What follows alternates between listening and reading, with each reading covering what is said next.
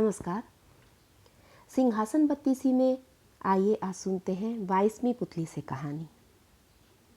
जब राजा भोज सिंहासन पर बैठने चले तब 22वीं पुतली राजा को टोकती हुई बोली, हे राजन, इस सिंहासन पर उसी को बैठना चाहिए जिसमें राजा विक्रम की तरह उदारता, धीरता आदि गुण हो। राजा भोज ने कहा, अरे पुतली, तुम्हारे कहने के अनुरूप मुझ में उदारता, वीरता, धीरता आदि सारे गुण मौजूद हैं। कमी क्या है? मैंने भी क्या सभी याचकों को समयोचित दान नहीं दिया? यह सुनकर पुतली बोली, हे राजन, फिर आप अपने मुंह से ही अपना कीर्तन कर रहे हैं।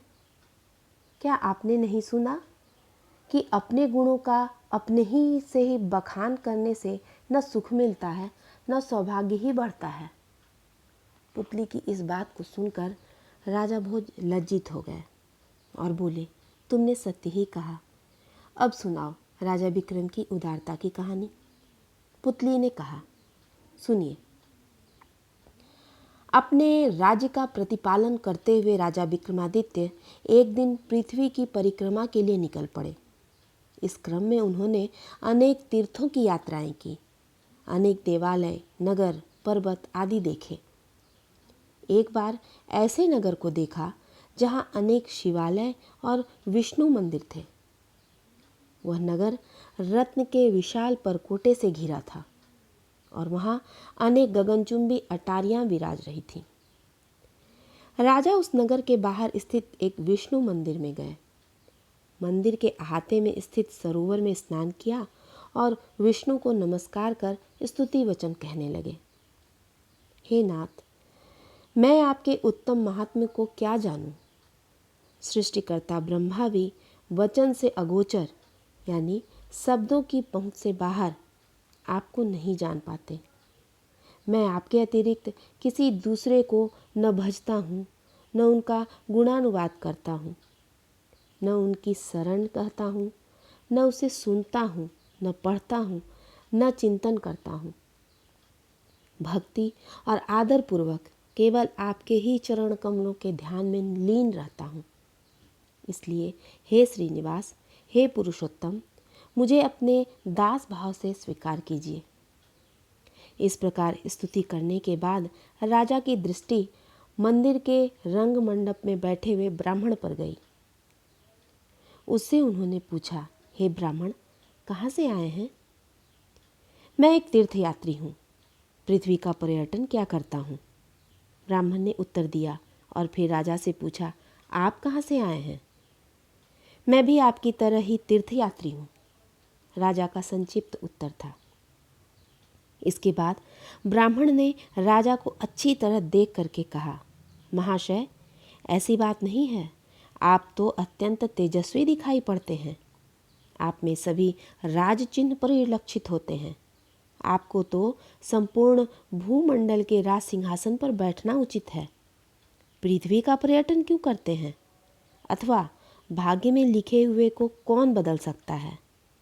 क्योंकि ललाट में लिखी हुई रेखा या लिपि को विष्णु, शिव, ब्रह्मा और अन्य देवता भी नहीं बदल सकते। ब्राह्मण की बात को स्वीकार करते हुए राजा विक्रमादित्य ने कहा, हे ब्राह्मण, आप क्यों हताश की तरह दिखाई पड़ते हैं? निराशा का कारण क्या बतलाऊं? ब्राह्मण संकोच के साथ बोला। अपने अनुभूत कष्ट का कारण बताइए, राजा ने उत्साहित करते हुए कहा। ब्राह्मण कहने लगा, हे महाशय, सुनिए, यही समीप में नील नाम का पर्वत है। वहाँ कामाक्षी नाम की देवी विराजती हैं। उनके समीप ही एक पातालगामी बिल है जिसका द्वार बराबर ढका हुआ रहता है। वह द्वार कामाक्षी का मंत्र जपने से खुल जाता है। उसके बीच में रस का एक कुंड है और उस रस से 8 धातु यानी सोना, चांदी, तांबा, रांगा, जस्ता, सीसा, लोहा और पारा सोना बन जाते हैं। मैंने लगातार 12 वर्षों तक कामाक्षी मंत्र का जप किया, लेकिन बिल का द्वार खोलने में असमर्थ ही रह गया। ब्राह्मण की बात सुनकर राजा विक्रमादित्य उसी क्षण उसके साथ नील पर्वत पर गए और वहाँ कामाक्षी देवी की षोडशोपचार पूजा करके प्रणाम किया और पूजा बलि के लिए ज्यों ही अपनी गर्दन पर तलवार चलाने को उद्यत हुए, त्यों ही देवी ने कहा, मैं तुम पर प्रसन्न हूँ, वर मांगो। यदि आप मुझ पर प्रसन्न हैं तो इस ब्राह्मण के लिए सोना बनाने वाला रस प्रदान कीजिए। राजा ने निवेदन किया। देवी ने तथास्तु कहकर बिल के द्वार को खोला और रस निकालकर ब्राह्मण को दे दिया।